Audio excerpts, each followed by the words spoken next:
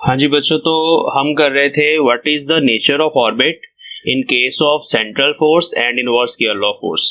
उसके लिए हमने ऑर्बिट की इक्वेशन को ड्राइव किया था और वहां से हमने देखा कि it depends on energy of the planet, energy of the body, कि भाई उसका जो पाथ होगा वो सर्कुलर होगा, एलिप्टिकल होगा, हाइपरबोलिक होगा या पैराबोलिक होगा।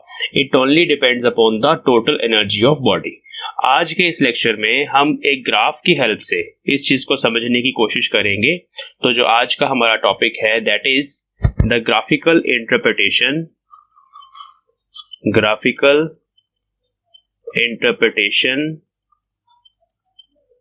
Of nature of orbits of a body under inverse square law central force field ये हमारा टॉपिक है। ठीक है, क्योंकि हमने ये देखा कि एनर्जी पर ही सब कुछ डिपेंड करता है कि किस तरह का ऑर्बिट बनेगा। तो उसको ग्राफिकली अभी समझने की कोशिश करेंगे। तो कैसे स्टार्ट करेंगे?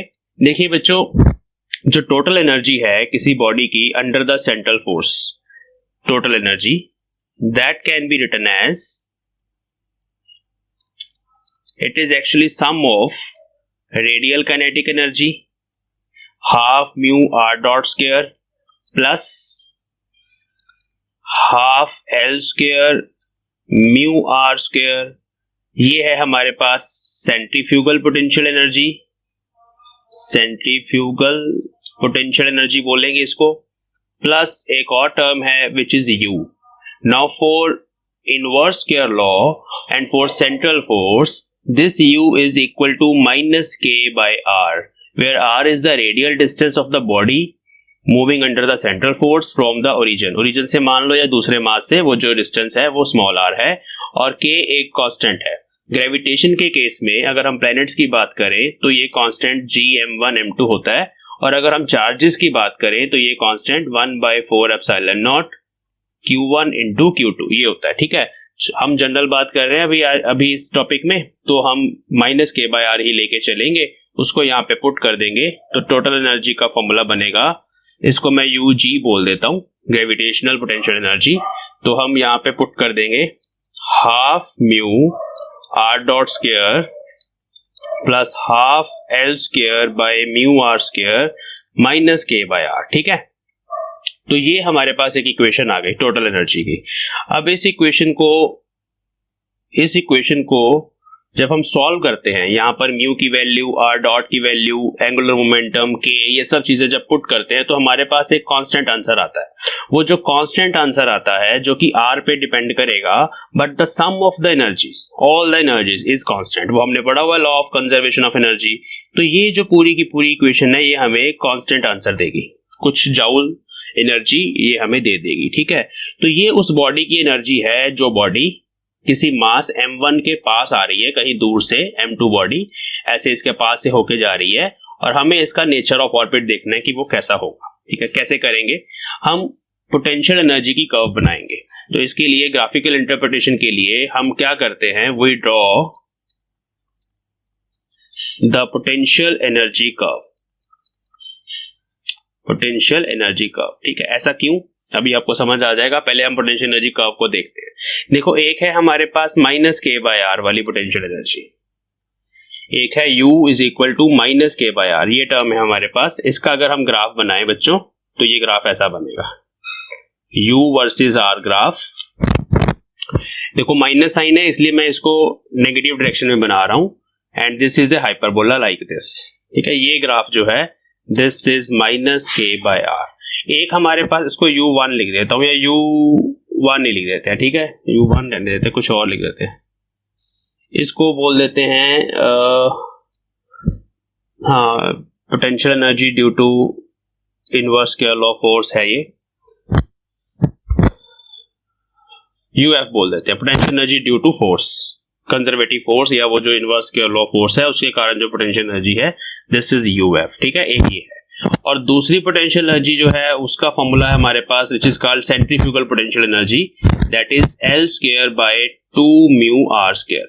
तो ये वाली जो पोटेंशियल एनर्जी है this is inversely proportional to R square. इसका अगर हम ग्राफ बनाएं, ये पॉजिटिव टर्म है, इसका ग्राफ हम प्लॉट करेंगे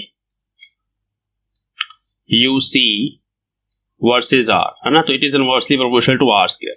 तो ये भी कुछ शेप ऐसी बनेगी बट थोड़ा जल्दी फॉल करता है। इसके जो स्लोप होती है ना थोड़ी सी ज्यादा होती है। स्लोप ऑफ UC, ये वाले जो ग्राफ है इसकी स्लोप ज्यादा होगी as compare to slope of UF। UF मतलब कि वो वाली जो पोटेंशियल एनर्जी जो फोर्स के कारण है, ठीक है, क्योंकि यहां पर वेरिएशन है UC inversely proportional to R square की, it is varying as the square of distance, and यहां पर जो वेरिएशन है वो 1/r की है, ठीक है। अब बच्चों ये दोनों एनर्जीज मिलके इफेक्टिव पोटेंशियल एनर्जी बनाती हैं, इफेक्टिव पोटेंशियल एनर्जी, ये दोनों मिलके, और वो क्या होता है, वो होता है UC प्लस UF, इन दोनों का सम। तो अगर हम इन दोनों फंक्शंस को ऐड कर दें, ऐड करके एक ग्राफ बनाएं, तो वो ग्राफ कुछ ऐसा बनेगा। Let us draw that curve, फिर हम उसको एक्सप्लेन करेंगे नेक्स्ट शीट पे। अभी मैं सिर्फ बता रहा हूं कि हम कर क्या रहे हैं। चलिए, तो अगर हम यहां पर एक कंबाइंड ग्राफ बनाने की कोशिश करें तो वो ऐसा होगा। तो ये R है, R is the distance between two masses. ऊपर वाले क्वाड्रेंट में हमारे पास ये वाला ग्राफ आएगा, उसको मैं बना देता हूं डॉटेड लाइन से ऐसे, और नीचे वाले क्वाड्रेंट में हमारे पास ये वाला ग्राफ आएगा, उसको भी मैं बना देता हूं डॉटेड से। देखो दोनों में फर्क है, ये थोड़ी सी कम स्लोप है, ये थोड़ी सी ज्यादा स्लोप है, ठीक है, ओके। अब अगर हम इस पॉइंट में उसके ऑपोजिट वाले पॉइंट को ऐड करें, जस्ट एक पॉजिटिव वैल्यू है और एक नेगेटिव वैल्यू है, ये वाला ग्राफ UC का है, ये वाला ग्राफ फोर्स वाली पोटेंशियल एनर्जी का है। इन दोनों वैल्यूज को ऐड करेंगे तो आपको एक पॉइंट मिलेगा। ऐसे ही यहां पर ये वाली दो वैल्यूज को ऐड करेंगे तो एक और पॉइंट मिलेगा। जो भी बड़ा होगा, अगर पॉजिटिव वैल्यू बड़ी होगी तो ऊपर मिलेगा, नेगेटिव वैल्यू बड़ी होगी तो नीचे मिलेगा। यहाँ पे पॉजिटिव वैल्यू बड़ी है तो ऊपर मिल रहा है। तो इस तरह से हमें पॉइंट्स मिलते जाएंगे। इन दोनों फंक्शंस को ऐड करके जब हम U डैश का ग्राफ बनाएंगे ना, तो we will get these kinds of points. कुछ इस तरह के पॉइंट हमें मिलते हैं बच्चों।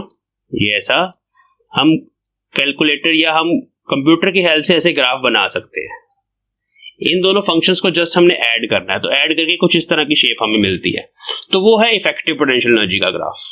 वो जो हमें शेप मिल रही है ना, हमने इसी शेप को एक्चुअली डिस्कस करना है, वो कुछ इस तरह की मिलती है, and that is the graph of effective potential energy.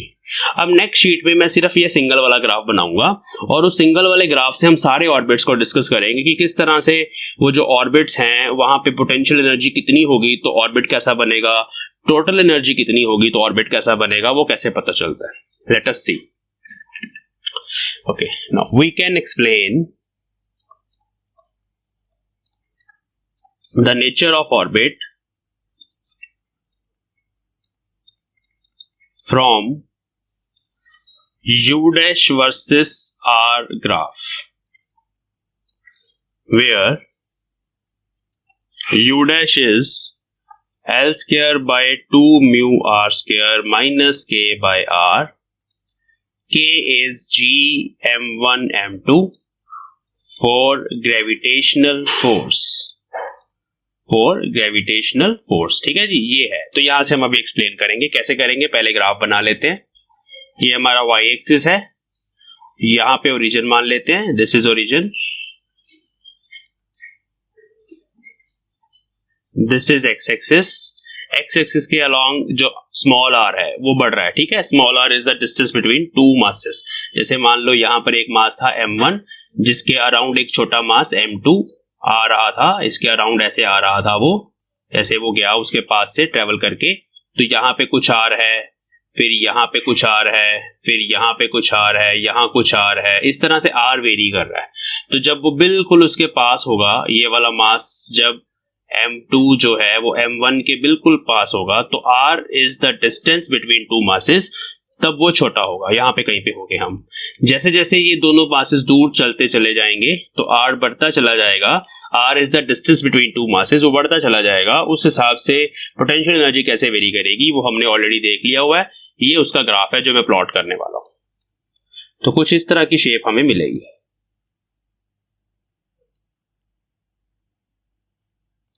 ये हमें इफेक्टिव पोटेंशियल एनर्जी का ग्राफ मिलता है, ठीक है। इसको आपने ऐसे ड्रॉ कर देना है। ये U डैश वर्सेस R का ग्राफ है और U डैश का ये फंक्शन है। अब बच्चों टोटल एनर्जी की बात करेंगे। जो टोटल एनर्जी होती है बॉडी की, जैसे M2 आया कहीं दूर से, उसकी कुछ काइनेटिक एनर्जी है, अभी तो काफी दूर है, इन्फिनिटी पे है, मूव कर रहा है विद सम वेलोसिटी v, तो तब सिर्फ उसकी काइनेटिक एनर्जी है हाफ mv², तब और कोई एनर्जी है नहीं। क्यों नहीं है? क्योंकि अभी वो दूसरे मास की इन्फ्लुएंस में पहुंचा नहीं है, कोई उस पर फोर्स नहीं लग रही, ये टर्म भी जीरो है, ये भी जीरो है। लेकिन जैसे जैसे वो उसके पास आता चला जाएगा मास के, तैसे तैसे जो एनर्जी है उसमें दूसरी टर्म्स आती रहेंगी। तो स्टार्टिंग में तो सिर्फ काइनेटिक होती है और धीरे धीरे पोटेंशियल एनर्जी की टर्म्स उसमें ऐड होती चली जाती है, ठीक है। लेकिन ये चीज याद रखनी है कि टोटल एनर्जी हमेशा कांस्टेंट रहती है, ठीक है। अब कांस्टेंट एनर्जी को इस ग्राफ पर कैसे रिप्रेजेंट करेंगे? देखो, अगर आप E का ग्राफ बनाना चाहते हो with distance r, total energy versus r graph, ये सिंपल सा कॉन्सेप्ट है। मुझे पता है कि आपको ये चीजें पता है ऑलरेडी, लेकिन फिर से, क्योंकि E कांस्टेंट है और r के साथ आप E की वेरिएशन शो करना चाहते हो, simple E versus r graph बनाना चाहते हो, और E तो कांस्टेंट है, तो फिर ऐसे एक लाइन ही लगेगी ना। अगर पॉजिटिव एनर्जी होगी तो लाइन ऊपर लग जाएगी, और अगर नेगेटिव एनर्जी होगी टोटल तो लाइन नीचे लग जाएगी, बट रहेगी कांस्टेंट, ऐसे वेरी नहीं करेगी, नीचे नहीं आएगा, ऊपर नहीं जाएगा ग्राफ, सीधा r के हर किसी वैल्यू पर E की वैल्यू फिक्स रहेगी। इसका मतलब होता है कि ये इसका ग्राफ है कांस्टेंट का। तो अभी हमने यहाँ पर अलग अलग सिचुएशंस कंसिडर करनी है, जिन सिचुएशंस में हम E की कुछ वैल्यू लेके चलेंगे। टोटल एनर्जी को पहले हम पॉजिटिव मानेंगे, फिर धीरे धीरे जीरो मानेंगे, फिर नेगेटिव मानेंगे, और फिर हम मिनिमम मानेंगे। ये 4 केसेस है हमारे पास, ठीक है। मैं लिख रहा हूं यहां पर, हम 4 अलग अलग केसेस बनाएंगे टोटल एनर्जी के। टोटल एनर्जी कांस्टेंट होती है ना, लेकिन हम 4 डिफरेंट केस बना सकते हैं। पहला केस जब टोटल एनर्जी पॉजिटिव होगी। दूसरा केस, क्योंकि इसके अकॉर्डिंग ही हमने पाथ देखना है कि पाथ कैसा बनेगा। दूसरा केस जब टोटल एनर्जी बॉडी की जीरो हो जाएगी। तो सेकंड केस है जब टोटल एनर्जी बॉडी की जीरो हो जाएगी। तीसरा केस है जब बॉडी की टोटल एनर्जी कुछ नेगेटिव वैल्यू रहेगी, माइनस नेगेटिव, या मैं लिख देता हूं लेस देन जीरो रहेगी। नेगेटिव ही है, हमेशा नेगेटिव है। और फोर्थ जो केस है वो ये है कि जब टोटल एनर्जी किसी मिनिमम एनर्जी के बराबर होगी। वो मिनिमम एनर्जी कहां है वो मैं अभी आपको शो करता हूं। इन चारों केसेस में कैसा पाथ बनेगा वो हमें डिस्कस करना होता है इन दिस टॉपिक, ठीक है। डिस्कस करना है, अंडरस्टैंड करना है कि कैसे होता है, ठीक है। चलो, पहला case when E is greater than zero. तो E is greater than zero मतलब जीरो के ऊपर आप ऐसे एक लाइन लगा सकते हो कांस्टेंट। ये लाइन है E ग्रेटर देन जीरो की, इसको E1 ले लेते हैं, ठीक है। इस एनर्जी को E1 बोल देते हैं क्योंकि एक लाइन मैंने लगा दी। E greater than zero, E1 energy मान ली, इट इज पॉजिटिव, तो ऐसे एक लाइन लग गई। अब ये वाली जो लाइन है बच्चों, ये इस पोटेंशियल एनर्जी की लाइन को सिर्फ एक ही पॉइंट पे कट कर रही है, यहाँ पे सिर्फ एक ही पॉइंट पे। उसके कॉरेस्पॉन्डिंग हम ऐसे एक नीचे लाइन लगा देंगे, ठीक है। और ये पॉइंट लेटर सपोज A बोल दिया आपने, इसके कॉरेस्पॉन्डिंग ये एक डिस्टेंस बन गया R। ये R की एक वैल्यू आ गई R1। E1 के कॉरेस्पॉन्डिंग हमारे पास ये जो डिस्टेंस बिटवीन प्लैनेट्स है उसकी एक सिंगल वैल्यू आ गई। तो अब इसके कॉरेस्पॉन्डिंग टोटल एनर्जी जब पॉजिटिव हुई, we get a single value of R। क्या होगा फिजिकली, इसको हम समझने की कोशिश करेंगे। देखिए, तो मैंने अभी जैसे आपको बताया था कि ये बॉडी काफी दूर से जब स्टार्ट हुई है तब सिर्फ और सिर्फ उसके पास रेडियल काइनेटिक एनर्जी होती है, ठीक है। तो in the first case when E is greater than zero, then the body initially has only radial kinetic energy। वही जिसका फॉर्मूला होता है half mu R dot square, सिर्फ यही है रेडियल काइनेटिक एनर्जी। धीरे धीरे बॉडी जो है वो दूसरे मास की तरफ अप्रोच करेगी। अप्रोच करने के बाद एक क्लोजेस्ट डिस्टेंस R1, छोटे से छोटा डिस्टेंस, इसकी सिंगल वैल्यू आ रही है हमारे पास R1, वहां तक अप्रोच करेगी। वहां तक अप्रोच करने के बाद बॉडी जो है वो अपने पाथ पे वापस चली जाएगी, और उसका जो पाथ होता है इस केस में वो हाइपरबोलिक पाथ होता है। ये M2 मास है, ये M1 मास है, ये ऐसे इसके पास जा रही है, और इसके पास जाते जाते जाते जाते ये इसकी तरफ अट्रैक्ट होगी, अट्रैक्ट होकर ये किसी और डायरेक्शन में चली गई। तो there is only one smallest value of R, वो R1 है। तो इस केस में जो हमारा पाथ होता है that path is hyperbolic path, जो हमने सबसे पहला केस किया हुआ है कि when the total energy is positive the path is hyperbolic. तो इस तरह की ट्रैजेक्टरी बनती है for E greater than zero. This is the first case, ठीक है। ये डायग्राम आपने बना देना है, और थोड़ा सा इसके बारे में लिखना भी पड़ेगा हमें, वो हम लिख लेते हैं। इसके बाद आप लिख सकते हो कि as the body approaches the center of mass, its kinetic energy decreases. kinetic energy धीरे धीरे कम होती है, स्लो डाउन होती है ये बॉडी, और इसकी पोटेंशियल एनर्जी बढ़नी शुरू हो जाती है। जो पीछे वाला फैक्टर है ना, ये वाला फैक्टर, ये बढ़ना शुरू हो जाएगा। कैसे बढ़ेगा? देखो, आर जैसे जैसे छोटा होगा, आर यहाँ पर डिनोमिनेटर में है ना दोनों टर्म्स में, तो R is the distance of approach. जितना ये स्मॉल हो जाएगा उतनी ये वाली टर्म बड़ी हो जाएगी। अब टोटल एनर्जी कांस्टेंट है, टोटल एनर्जी कांस्टेंट में ये वाली टर्म बड़ी होती चली जा रही है, तो फिर काइनेटिक एनर्जी की टर्म डिक्रीज करेगी। सिंपल सी बात है। तो आप ऐसे लिखेंगे, as the body approaches the centre of mass, its kinetic energy decreases and potential energy U dash increases and it reaches a minimum distance, छोटे से छोटा distance, a minimum distance r1 and the path is hyperbolic। ठीक है, इस तरह से हम लिख देंगे। नाउ द सेकंड केस में इस ग्राफ को ले जाते हैं पहले नेक्स्ट शीट पे। चलिए, now the case number 2, when the total energy of body is equal to some E2 and that E2 is 0। ठीक है, जीरो एनर्जी। पहले हमने पॉजिटिव की बात कर ली। पॉजिटिव लाइन चाहे आप कहीं भी लगा लो, यहां लगाते तो और छोटा डिस्टेंस मिल जाता, यहां लगाते तो थोड़ा बड़ा डिस्टेंस मिल जाता, तो जहां मर्जी लगा लो। मतलब जितनी ज्यादा एनर्जी होगी उतना ज्यादा पास जा पाएगा। यहां से ये भी चीज पता चलती है पॉजिटिव के केस में। अगर मैं यहां पर एक लाइन लगाता ना, तो देखो आर की वैल्यू और छोटी हो जाती। अब इसका मतलब है कि टोटल एनर्जी ये वाली, अगर हम मान लो E1 डैश इस E1 से बड़ा है, टोटल एनर्जी पहले से ही ज्यादा है, इससे ज्यादा है, तो उस केस में जो आर डिस्टेंस है क्लोजेस्ट अप्रोच का डिस्टेंस, वो और छोटा बनेगा। जितनी ज्यादा एनर्जी से ये वाला मास पीछे से M1 मास M2 के पास जाएगा, उतना ज्यादा उसको पास में अप्रोच कर पाएगा। ये इसका मतलब है, ये दो वैल्यूज का। लेकिन हमें इसको नहीं एक्सप्लेन करना, हम उसको कर चुके हैं E ग्रेटर देन 0। अभी हम एक्सप्लेन कर रहे हैं जब E की वैल्यू 0 होगी। तो E0 के कॉरेस्पॉन्डिंग हमें कहां पे मिलेगी लाइन? E0 के कॉरेस्पॉन्डिंग ये ओरिजिन है, this is the line of E equal to 0। इसमें टोटल एनर्जी बॉडी की 0 है, E2 इक्वल टू 0। तो बच्चे इस केस में क्या होगा? इस केस में भी बॉडी जब इन्फिनिटी से स्टार्ट हुई है, उसके पास सिर्फ रेडियल काइनेटिक एनर्जी थी। ठीक है, तो as the body starts from infinity,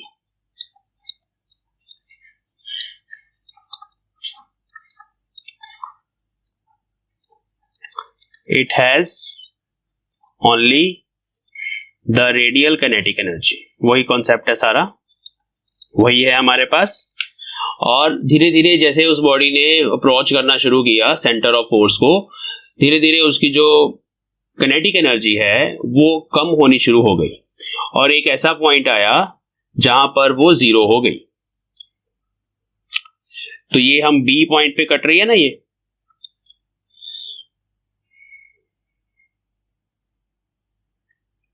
ठीक है। तो as it approaches the centre of force, all the total energy, तो सारी की सारी total energy becomes equal to potential energy. कैसे? ये यहां हम ब्रैकेट में देते हैं एट पॉइंट बी। देखो बी पॉइंट कहां पे है? ये है बी पॉइंट, जहां पर ये टोटल एनर्जी वाली स्ट्रेट लाइन इस ग्राफ को कट कर रही है। दिस इज बी पॉइंट, और उसके कॉरेस्पॉन्डिंग भी हमें देखो एक ही वैल्यू मिली है डिस्टेंस की, दो वैल्यूज नहीं अभी आ रही, एक सिंगल वैल्यू आ रही है, इसको R2 बोल देंगे। और ये R2 वो डिस्टेंस ऑफ क्लोजेस्ट अप्रोच है जो E2 इक्वल टू 0 के केस में आएगा। तो hair R2 is the distance of closest approach। कितना पास ज्यादा से ज्यादा वो पार्टिकल जा पाया, वो होता है R2, and it is the turning point। Turning point क्यों हुआ वो? क्योंकि टर्निंग पॉइंट वही होता है जहां पर रेडियल काइनेटिक एनर्जी 0 हो जाती है। ठीक है, तो it is the turning point. Turning point क्यों है बच्चों? टर्निंग पॉइंट की डेफिनेशन क्या बोलती है कि point on the trajectory where the radial kinetic energy is 0 is called turning point. तो मैं वही कह रहा हूं कि वहां पर काइनेटिक एनर्जी 0 हो जाएगी, तो टोटल एनर्जी U डैश के बराबर हो जाएगी। यहां ब्रैकेट में लिख देते हैं हम कि वहां पे जो काइनेटिक एनर्जी है which was equal to half mu R dot square that becomes 0। ठीक है, तो ये हो गया। अब इस केस में पाथ कैसा बनेगा, फिर एक सिंगल वैल्यू आ रही है ना, तो पाथ इज पैराबोलिक। मैं बना के दिखाता हूं आपको। पैराबोलिक पाथ होगा, जैसे ये हमारे पास सेकंड मास है m2, मान लो ये m1 मास है, तो ये इसके पास जा रहा है जा रहा है जा रहा है, और ये पैराबोलिक पाथ बना के किसी और डायरेक्शन में निकल जाएगा। और ये वाला डिस्टेंस जो है minimum distance, that distance correspond to r2 and this is the turning point. ये टर्निंग पॉइंट है और ये डिस्टेंस r2 है, जहां पे रेडियल काइनेटिक एनर्जी 0 हो गई है। ठीक है, तो ये सेकंड केस हमने एक्सप्लेन कर दिया, when the total energy is equal to 0। Now the third case is when the total energy is negative. तब क्या होगा, let's go to the next sheet. Case 3, if total energy of the body, जो कि है sum of kinetic plus potential plus centrifugal potential, if this is equal to some E3 and E3 is negative less than 0, ये 0 है, 0 के नीचे, तो उस case में हमारे पास जो स्ट्रेट लाइन बनानी है हमने एनर्जी की, वो हम यहाँ पे कहीं पे बनाएंगे। यहाँ भी बना सकते हैं और नीचे बना सकते हैं, यहाँ भी बना सकते हैं, कहीं पर भी बना लो। तो उसके कॉरेस्पॉन्डिंग देखेंगे हमारे पास आर की कितनी वैल्यूज आती है। तो देखो अभी ये वाला जो E3 है विच इज लेस देन 0, इसने इस इफेक्टिव पोटेंशियल एनर्जी के ग्राफ को दो जगह पे काटा है। इसका मतलब होगा कि हमारे पास एक ये R की वैल्यू बन सकती है इसके कॉरेस्पॉन्डिंग, इसको हम C पॉइंट ले लेते हैं, जिसको हम लिख लेते हैं R min, minimum value of R। ठीक है, और दूसरा यहाँ पे कट कर रहा है, उसके कॉरेस्पॉन्डिंग भी हमें R की वैल्यू मिलेगी, वो यहां से लेके ओरिजिन से लेके यहां तक ये सारी वैल्यू होगी R मैक्स।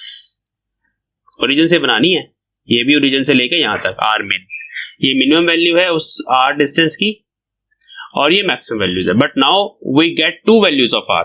पहले केस में एक सिंगल R था, दूसरे केस में भी एक सिंगल R था, लेकिन जब नेगेटिव एनर्जी होती है तब R की दो वैल्यूज आती है। मतलब ये बाउंड ट्रेजेक्टरी बनेगी अब, मतलब R की दो वैल्यूज हैं तो एक बाउंड ट्रेजेक्टरी एलिप्स बनेगा इस केस में। ठीक है, तो इस केस में क्या होगा मैं पहले बता दूं, ये m2 मास है, ये पीछे से एक बॉडी आई इन्फिनिटी से, धीरे धीरे ये m1 है, इन्फिनिटी पे था, बहुत दूर था, लेकिन जब इसके पास आया तो इसके अराउंड यहां पर एक R min बना दिया इसने, क्योंकि नेगेटिव एनर्जी थी, और ऐसे घूमा, घूमने के बाद फिर यहां से वापस घूमा लाइक दिस, ऐसे ये इस तरह का पाथ बनता है फिर एलिप्स, और ये R max है। और फिर ये जो m1 मास है ये यहाँ पे बाउंड हो जाता है, क्योंकि टोटल एनर्जी नेगेटिव है। टोटल एनर्जी नेगेटिव का मतलब है कि जो काइनेटिक एनर्जी है उसकी, उस प्लेनेट की around this star, that is less than the potential energy, और पोटेंशियल एनर्जी वाली टर्म तो वैसे ही नेगेटिव है, तो इस केस में टोटल एनर्जी इज नेगेटिव, तो ये एलिप्टिकल पाथ बनता है and we get two values of R। ये हमारे पास केस 3 है। इसके बारे में थोड़ा लिख लेते हैं कि कैसे एलिप्टिकल ट्रेजेक्टरी मिलती है। Let us write. तो when total energy is negative,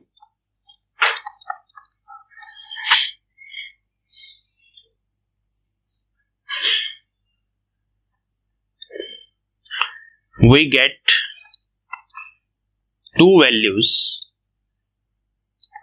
of R, bracket में लिख देंगे R min, R max, where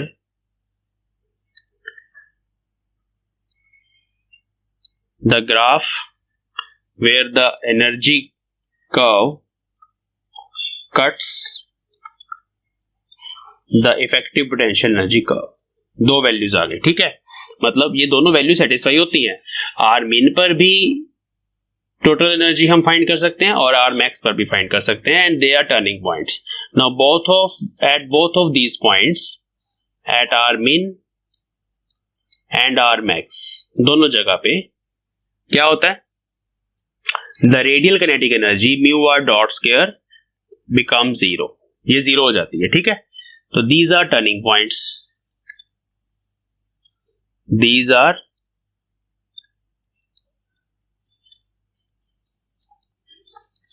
turning points। ठीक है, and we get elliptical path।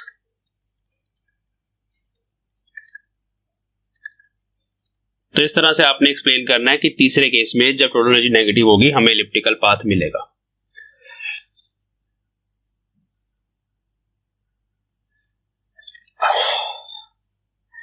एक और लाइन लिख लेते हैं।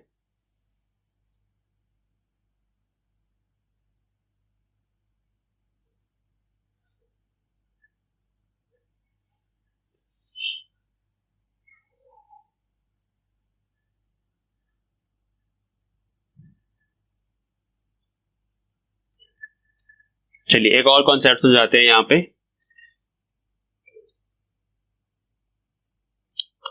The motion of planet will be confined for r less than r max, for r less than r max and r greater than r min। इसी range में जो है ना स्मॉल r वो लाई करेगा, इससे ज्यादा नहीं हो सकता। r can not be greater than r max and r cannot be less than r min। ऐसा नहीं हो सकता। क्यों नहीं हो सकता? बहुत इंपॉर्टेंट है। Because for these values of r, r is the variable जो हर जगह पर देखो ये होता है ना, ये r min है, ये r max है, लेकिन जब प्लैनेट यहां पे है तो ये r है, जब प्लैनेट यहां पहुंचा तो r ऐसा चेंज हो गया, प्लैनेट यहां पहुंचा तो r ये बन गया। तो स्मॉल r कैन वेरी, उसकी दो फिक्स्ड वैल्यूज है r min और r max। स्मॉल r की जो वैल्यू है वो हमेशा r max से छोटी होगी और r min से बड़ी होगी, ये कॉन्सेप्ट है। r max से बड़ी नहीं हो सकती और r min से छोटी नहीं हो सकती। क्यों नहीं हो सकती? Let us talk. Because for these values of r क्या होगा? The kinetic energy will be negative, वो नेगेटिव हो जाएगी, which is not possible, which is not possible। kinetic energy कभी नेगेटिव नहीं होती, ये पॉसिबल नहीं है। टोटल एनर्जी नेगेटिव हो सकती है, kinetic नेगेटिव नहीं होती। क्यों नहीं होती kinetic energy negative? Let us see. अगर r की वैल्यू r max से बड़ी हुई या स्मॉल r की वैल्यू r min से छोटी हुई, then kinetic energy of the body will be negative, which is not possible। ये मैं अभी आपको समझा रहा हूं कैसे। देखो टोटल एनर्जी बॉडी की अगर हम बात करें E, जो कि यहां पर E3 है, that is actually sum of kinetic energy plus potential energy. यहां से अगर kinetic एनर्जी लिखे तो वो आएगा E3 माइनस U। अब K जो है वो नेगेटिव होगा, K की वैल्यू नेगेटिव आ जाएगी कब? जब जहां E3 की जो वैल्यू है वो U से छोटी होगी। जहां E3 की वैल्यू, एनर्जी की वैल्यू इफेक्टिव पोटेंशियल एनर्जी से छोटी होगी, वहां आपकी किनेटिक एनर्जी नेगेटिव आ जाएगी।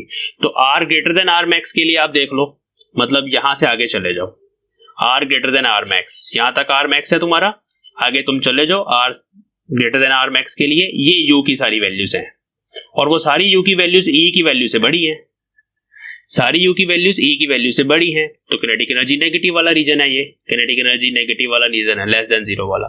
Similarly R less than R min देख लो, ये R की वैल्यूज R min यहां तक है तुम्हारा, ये B पॉइंट मैंने लगाया जो, तो यहां तक R min है। अगर आप इससे पीछे चले जाओगे, पीछे मतलब इस रीजन में आ जाओगे कहीं पर भी, तो E की ये वैल्यू है, ये ब्लू वाली लाइन E की वैल्यू को रिप्रेजेंट कर रही है, और U की ये वैल्यूज हैं, ये जो कर्व में आपको शो हो रही है ना, कहीं पर भी ये यहां तक पूरा एंड तक ये सारी U की वैल्यूज हैं। तो for R less than R min, यहां पे मैं लिखूं कि O से लेके B तक R less than R min है। समझो इस चीज को कि मैं क्या कह रहा हूं, R less than R min मतलब OB, ये जो पूरी वैल्यूज हैं, इन सब केसेस में ये सारी U की कर्व है। तो U की जो कर्व है वो एनर्जी की कर्व से ऊपर बन रही है, मतलब U डैश जो है वो E3 से बड़ा है। ये कंडीशन देखो ना, U डैश E3 से बड़ा है, तो आंसर नेगेटिव नहीं आ जाएगा, ये कंडीशन सेटिस्फाई हो रही है ना। सिमिलरली यहां पर भी हो रही है इन वैल्यूज के लिए। तो ये यहां से लेके यहां तक मतलब OB के रीजन में किनेटिक एनर्जी नेगेटिव रहेगी, जो पॉसिबल नहीं है। पॉसिबल इसलिए नहीं है, किनेटिक एनर्जी नेगेटिव हो ही नहीं सकती, फिजिकली पॉसिबल नहीं है, क्योंकि हाफ mv स्क्वायर उसका फॉर्मूला होता है, मास उसमें पॉजिटिव है, वेलोसिटी का स्क्वायर हो रहा है, सब कुछ पॉजिटिव है। किनेटिक एनर्जी नेगेटिव जैसी कोई चीज एग्जिस्ट ही नहीं करती, ये एक ऐसी फिजिकल क्वांटिटी है जो हमेशा पॉजिटिव रहती है। तो इसलिए this is not possible, this is not possible. So R is always less than R max, ये आर मैक्स की वैल्यू इससे छोटा रहेगा और आर मिन से बड़ा रहेगा। मतलब पॉसिबल वैल्यूज ऑफ आर ये है, ये आर की पॉसिबल वैल्यूज हैं सारी।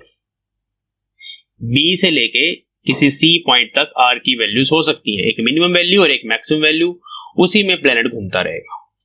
तो it should be less than R max and greater than R min. ठीक है, ये वो कॉन्सेप्ट है। बी से लेके सी तक की भी आर की वैल्यूज हैं, ओ से लेके बी तक भी आर की वैल्यूज हैं जो पॉसिबल नहीं है, ओ से लेके इन्फिनिटी तक सारी आर की ही वैल्यूज हैं। अगर आपने यहाँ पे कोई पॉइंट लगा दिया, ये ग्राफ है, मान लो यहाँ पर 1000 मीटर्स आ गया, थोड़ा आगे चले गए मान लो 1500 मीटर्स आ गया, प्लैनेट्स की बात कर रहा हूँ। यहाँ पर आगे मान लो 500 मीटर आ गया, तो 500 मीटर और 1000 मीटर के बीच में 500 से लेके मान लो 750 मीटर आ गया, इसी रेंज में लाई करेगी आर की वैल्यूज फॉर एलिप्टिकल ऑर्बिट, ये बोला गया यहाँ पे। द मेन थिंग इज कि जब देखो एक सिंपल ग्राफ बना के समझा देता हूं। मान लो ये आपके पास कोई भी पोटेंशियल एनर्जी की कर्व है, एक और सिंपल ग्राफ बना देता हूं। ये पोटेंशियल एनर्जी की कोई कर्व है, ऐसी कर्व आपने देखी होगी, सिंपल हार्मोनिक मोशन में बनती है, u versus x graph, half के एक्स स्क्वायर। अब इसमें अगर ये उसकी टोटल एनर्जी है बॉडी की, ठीक है, ये वाली लाइन टोटल एनर्जी को रिप्रेजेंट करती है, तो उसकी जो डिस्टेंस की वैल्यूज होंगी, उस बॉडी के डिस्टेंस की जो वैल्यूज होंगी, वो सिर्फ वही वाली पॉसिबल है जिसमें ये पोटेंशियल एनर्जी का ग्राफ टोटल एनर्जी के नीचे आएगा। अगर पोटेंशियल एनर्जी का ग्राफ टोटल एनर्जी के ऊपर चला गया, जैसे इस पार्ट में ऊपर चला गया, इस पार्ट में ऊपर चला गया, वहां पे काइनेटिक एनर्जी नेगेटिव हो जाएगी, जो पॉसिबल नहीं है। ये कॉन्सेप्ट है। Potential energy is always less than the total energy, otherwise kinetic energy will be negative. ये इफेक्टिव पोटेंशियल एनर्जी है, उसका एक्सप्रेशन हमारे पास ऑलरेडी है। और इस पर्टिकुलर केस में हम अभी ये कंसिडर करने वाले हैं कि जब किसी बॉडी की टोटल एनर्जी E4 होगी, नेगेटिव है E4, और उसके साथ साथ U डैश मिनिमम, मतलब ये जो मिनिमा है इस कर्व का, ये हमारे पास पोटेंशियल एनर्जी की कर्व है। इफेक्टिव पोटेंशियल एनर्जी का फॉर्मूला हमने ऑलरेडी ड्राइव किया हुआ है, which is given as L square upon 2 mu R square minus K by R। ठीक है, यहाँ पे जो K होता है, बार बार मैं बताता हूँ कि ये ग्रेविटेशनल फोर्स के लिए Gm1m2 होता है। ठीक है, ओके, तो ये इफेक्टिव पोटेंशियल एनर्जी है हमारे पास। इसका अगर हम ग्राफ प्लॉट करें, U dash versus R graph, तो वो ये शेप बनती है, ये शेप हमने बनाई। अब जब टोटल एनर्जी इस U डैश मिन के बराबर होगी, एक तो नेगेटिव होगी, ये स्ट्रेट लाइन की जो मैंने स्ट्रेट लाइन ड्रॉ करी है ना, ये टोटल एनर्जी है बॉडी की, जो बॉडी सेंटर फोर्स के अंडर मूव कर रही है। और टोटल एनर्जी तो हमेशा कांस्टेंट होती है ना, कांस्टेंट का अगर आप ग्राफ बनाते हो, जैसे हमने अभी बात करी है, तो कांस्टेंट का ग्राफ तो ऐसे स्ट्रेट लाइन बनेगा। अब मान लो कि वो जो टोटल एनर्जी E4 है और वो इस मिनिमम वैल्यू के बराबर है, U डैश की जो सबसे छोटी वैल्यू उसके बराबर है, उस केस में कैसा पाथ बनेगा ये हमने फाइंड करना है। ठीक है, आप देख सकते हैं कि ये वाली जो लाइन है, स्ट्रेट लाइन, ये इस कर्व को एक सिंगल पॉइंट पे काट रही है। अब जिस पॉइंट पर ये इंटरसेक्ट करती है ना दोनों लाइंस, टोटल एनर्जी की लाइन और इफेक्टिव पोटेंशियल एनर्जी की लाइन, जहां पर वो आपस में इंटरसेक्ट करती है, उस पर्टिकुलर पॉइंट पर क्या होता है, उस पर्टिकुलर पॉइंट पर बॉडी की जो टोटल एनर्जी होती है, ध्यान से सुनना, बॉडी की जो टोटल एनर्जी होती है वो बन जाती है इफेक्टिव पोटेंशियल एनर्जी, सारी की सारी एनर्जी के बराबर आ जाती है। और फिर इसका मतलब है कि सिर्फ पोटेंशियल एनर्जी बची, तो मतलब रेडियल काइनेटिक एनर्जी जो हम लिखते थे half mu R dot square, वो जीरो हो गई, क्योंकि टोटल एनर्जी जो है वो इनका सम है। क्या है टोटल एनर्जी? टोटल एनर्जी है half mu R dot square, total energy है half mu R dot square, को दोबारा लिखना पड़ेगा, एक मिनट, हाँ जी, टोटल एनर्जी है half mu R dot square, उसमें ये रेडियल है, प्लस ये वाला यू डैश। तो आप सोचो, जब ये टोटल सारी यू डैश के बराबर होगी, तब आपको इस एक्सप्रेशन से पता चल रहा है ना कि ये वाली टर्म जीरो होगी, तो रेडियल काइनेटिक एनर्जी जीरो होती है। और वो रेडियल काइनेटिक एनर्जी जहां पे जीरो होती है, उसके कॉरेस्पॉन्डिंग जो आर की वैल्यू होती है, वो आर की वैल्यू को, उस आर की वैल्यू को हम टर्निंग पॉइंट बोलते हैं। मतलब वो टर्निंग पॉइंट का डिस्टेंस होता है, टर्निंग पॉइंट। वो मैंने बताया था एलिप्स के केस में भी कि जब एलिप्टिकल शेप बनती है ऑर्बिट की, तब ये जो दो पॉइंट्स होते हैं, दे आर टर्निंग पॉइंट्स, इसके corresponding radial kinetic energy zero होती है ना। तो वो वही है, मतलब ये वाली जो स्ट्रेट लाइंस हैं टोटल एनर्जी की, वो जहां जहां कट कर रही हैं इस कर्व को, वो सारे टर्निंग पॉइंट्स हैं। ठीक है, जैसे यहाँ पे कट करा तो ये R1 जो डिस्टेंस है वो टर्निंग पॉइंट के कॉरेस्पॉन्डिंग है, A is the turning point. ऐसे ही फिर यहाँ पे कट करा, दूसरे केस में तो ये ग्रीन लाइन है ना, वो यहाँ पे कट करिए। B is also a turning point, B distance, ठीक है, B distance from the centre of mass, B point है, R2 डिस्टेंस है, R2 distance from the centre of mass is the distance of turning point. ऐसे भी C एक turning point है, उसका distance R minimum turning point का distance है। वैसे ही यहां पर अगर हम D लिख दे, वो जो जहां पे दूसरे पॉइंट की कॉरस्पॉन्डिंग कट कर रही थी, तो D भी एक टर्निंग पॉइंट है। याद रखना ये सारे टर्निंग पॉइंट्स हैं, और ये यहां से लेके यहां तक, ये जो मैंने R मैक्स लिखा है, ये भी टर्निंग पॉइंट का डिस्टेंस है। मैं बना के दिखाता हूं, ये R मैक्स और ये R मिन। तो मैं थोड़ा सा रिकॉल करवा रहा हूं, अभी जो चीजें हमने करी हैं उसको मैं थोड़ा दोबारा से एक्सप्लेन कर रहा हूं, तब अब ताकि आपको एक फील आए कि हम एक्चुअली कर क्या रहे हैं, ठीक है। और लास्ट जो ये है हमारे पास E4 की वैल्यू जो U डैश मिनिमम के बराबर है, वो भी जहां पे कट कर रही है उसके कॉरस्पॉन्डिंग अगर आप E पॉइंट चलो रहने देते हैं, E तो हम एनर्जी के लिए यूज कर रहे हैं ना, तो DF पॉइंट मान लो, तो वो जो F पॉइंट है वो भी एक टर्निंग पॉइंट है, और उसका डिस्टेंस यहां से लेके यहां तक आप R4 ले लो, तो R4 is also the distance of turning point, ठीक है। ओके, अब हमें बच्चों क्या करना है इस केस में, हमें पहले U डैश मिनिमम फाइंड करना है। हम E4 को बोल रहे हैं कि वो U डैश मिनिमम के बराबर जब होगा। Now let us find what is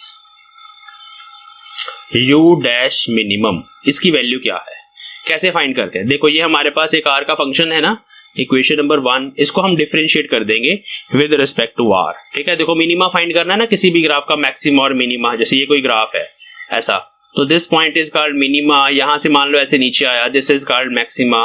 तो इन पॉइंट्स पे क्या होता है, ग्राफ की स्लोप जीरो होती है बच्चों, ग्राफ की स्लोप जीरो होती है। स्लोप मतलब मान लो इधर y चल रहा है, इधर x चल रहा है, तो स्लोप मतलब dy by dx, change in y per unit change in x, dy by dx, ठीक है, delta y by delta x भी बोल सकते हो, वो जीरो होगी यहाँ पे, क्योंकि यहाँ पर y x के कॉरस्पॉन्डिंग चेंज नहीं होता मिनिमा और मैक्सिमा के पॉइंट पे। तो अगर आप वो पॉइंट फाइंड करना चाहते हो ना, तो आप डिफरेंशिएट करते हो इस फंक्शन को with respect to this parameter और इक्वल टू जीरो करते हो। हमारे पास फंक्शन है u डैश, देखो यहाँ पे u डैश है, तो हम u डैश को डिफरेंशिएट करेंगे with respect to this parameter, जो इधर चल रहा है वो r चल रहा है हमारा, तो r के विद रिस्पेक्ट टू डिफरेंशिएट करेंगे और इक्वल टू जीरो करेंगे। इसको डिफरेंशिएट करना बहुत आसान है, इस टर्म को डिफरेंशिएट करना भी हमें, तो L स्क्वायर बाय 2 म्यू तो कांस्टेंट ही है, r की पावर -2 है, उसका -2 आगे आ जाएगा, r की पावर -3 हो जाएगा डिफरेंशिएट होके, माइनस के बाहर आ जाएगा, यहाँ r की पावर -1 है, -1 आगे आ जाएगा, r की पावर -2 हो जाएगा, ठीक है जी, इतना आसान है। तो डिफरेंशिएट करके इक्वल टू जीरो, अब इक्वल टू जीरो कर देंगे, पहले इसको लिख लेते हैं, ये 2 से 2 कट गया, minus sign upon mu R cube, ये टर्म बनेगी, minus L square upon mu R cube, plus minus minus plus हो गया k by R square equal to zero. तो ये हमारे पास इक्वेशन आ गई। अब इस इक्वेशन को सुनो, हाँ, तो ये हमारे पास इक्वेशन आ गई, इस इक्वेशन को हमने इक्वल टू जीरो किया हुआ है, यहां से हम r फाइंड करेंगे, r कितना है, तो देखो minus L square by mu R cube k by R square, ये आर स्क्वायर यहाँ कट गया, एक सिंगल r बचा, r उधर ले जाओ, k नीचे ले आओ, तो r हमारे पास आ जाएगा एल स्क्वायर बाय म्यू के, एल स्क्वायर बाय म्यू के, आप देख सकते हैं। तो ये r की वैल्यू आ गई, मतलब ये जो मैंने R4 लिखा है, ये वो डिस्टेंस है जिस डिस्टेंस के corresponding total energy E4 U dash minimum के बराबर है, और ये वैल्यू U डैश मिनिमम की है, ठीक है। U डैश मिनिमम फाइंड करना हमें, U डैश मिनिमम की फाइंड, हाँ जी, तो U डैश मिनिमम कैसे फाइंड करेंगे, यही R4 अगर मैं वापस यहाँ पे पुट कर दूंगा तो U डैश की मिनिमम वैल्यू आ जाएगी। तो let us find U dash minimum, to find U dash min, put जो अभी हमने R फाइंड किया ना मिनिमम के कॉरस्पॉन्डिंग, उसका वैल्यू है एल स्क्वायर बाय म्यू के इन 1 में पुट करना उसको, ठीक है। तो हमारे पास ये बन गया 1 was U dash upon L square by 2 mu, उसके साथ यहाँ पे R स्क्वायर था बच्चे, तो R स्क्वायर की जगह हमने इसका स्क्वायर पुट करना है, इसका स्क्वायर पुट करेंगे तो नीचे बन जाएगा L की पावर 4, ऊपर बनेगा mu square K square, minus K by R था, तो माइनस K बाय R की जगह ये पुट करना है L स्क्वायर म्यू K, ठीक है। तो कुछ चीजें कट जाएंगी, यहाँ पे L स्क्वायर बचेगा, ये म्यू से म्यू कट गया, इधर भी K स्क्वायर हो गया, तो सॉल्व करके ये बन गया ऊपर म्यू K स्क्वायर, यहां से देखो म्यू K स्क्वायर, और नीचे आ गया ये l की पावर 2 है, ये पावर है इसकी, एक्चुअली मैंने काट के यहाँ लिख दी, तो 2l स्क्वायर उसके नीचे है, माइनस ये क्या है, ये है mu K square by L square.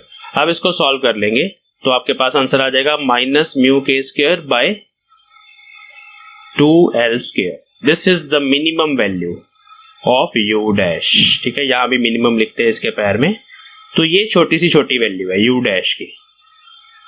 ठीक है, ओके।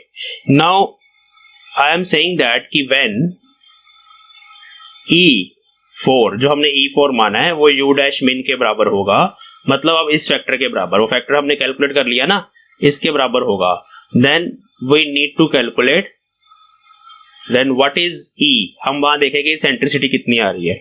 इस सेंट्रिसिटी का फॉर्मूला आपको याद होना चाहिए जो हमने ड्राइव किया था, that is under root 1 plus 2l square E upon mu K square, ये होता है।